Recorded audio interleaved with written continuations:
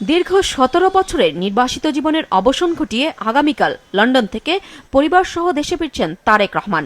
লন্ডনের স্থানীয় সময় সন্ধ্যা ৬টায় হিথ্রো বিমানবন্দর থেকে বিমান বাংলাদেশ এয়ারলাইন্সের একটি ফ্লাইটে রওনা হবেন তিনি। বিমানটি প্রথমে অবতরণ করবে সিলেটে।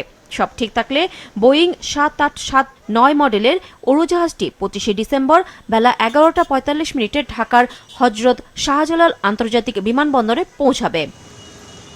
বিমানবন্দরে অবতরণের পর বিএনপির স্থায়ী কমিটির সদস্যরা তারেক রহমানকে স্বাগত জানাবেন। সেখান থেকে তিনি যাবেন পূর্বাচলে ৩০০ ফুট এলাকায় তার জন্য আয়োজিত অভ্যর্থনায় যোগ দিতে। সেই আয়োজনে তিনি ছাড়া আর দ্বিতীয় কোনো বক্তা থাকছেন না।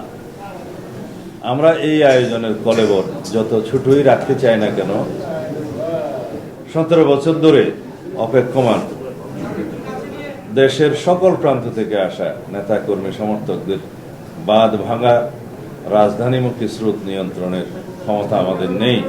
সকালে গুলশানে বিএনপির চেয়ারপারসনের রাজনৈতিক কার্যালয়ে এক সংবাদ সম্মেলনে দলের স্থায়ী কমিটির সদস্য ও তারেক রহমানের অভ্যর্থনায় গঠিত কমিটির আহ্বায়ক সালাউদ্দিন আহমেদ জানান, জনসভা শেষে সরাসরি রাজধানীর এভারকেয়ার হাসপাতালে যাবেন তারেক। সেখানে চিকিৎসাধীন মা ও সাবেক প্রধানমন্ত্রী খালেদা জিয়ার সঙ্গে তিনি সাক্ষাৎ করবেন। এভারকেয়ার হাসপাতাল থেকে তিনি সরাসরি বাসভবনে চলে আসবেন। তখন বিমানবন্দর সড়ক হয়ে কাকলের মোড় হয়ে গুলশান ২ নম্বর হয়ে তিনি বাসভবনে চলে আসবেন। পরদিন শুক্রবার ও শনিবারের কর্মসূচিও জানানো হয় সংবাদ সম্মেলনে।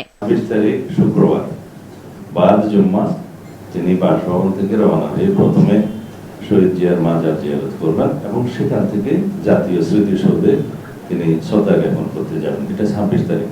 ২৭ তারিখে এনআইডি কার্ড এবং ভোটার পর সমস্ত কাজগুলো সেদিন করবেন। এরপরে শহীদ উসমান হাদির কবর জিয়ারত করবেন এবং যাওয়ার পথে তিনি পঙ্গু হাসপাতালে জুলাই অভ্যুত্থানের যে কর্মসূচি পঙ্গু হাসপাতালে যাওয়া, তাদেরকে দেখতে যাওয়া, সেটা। সংবাদ সম্মেলনে নেতাকর্মীদের উদ্দেশ্যে বলা হয় তারা যেন ধৈর্য ও শৃঙ্খলার সাথে সব কর্মসূচি পালন করেন। তারেক রহমানের আশা উপলক্ষে রাজধানী সহ সারা দেশেই তার নানা স্লোগান সম্বলিত পোস্টার ছেয়ে গেছে। দলীয় কার্যালয় নয়াপল্টনেও সেজেছে নতুন রূপে। নুরুন নারবিলি, মাছরাঙা সংবাদ, ঢাকা।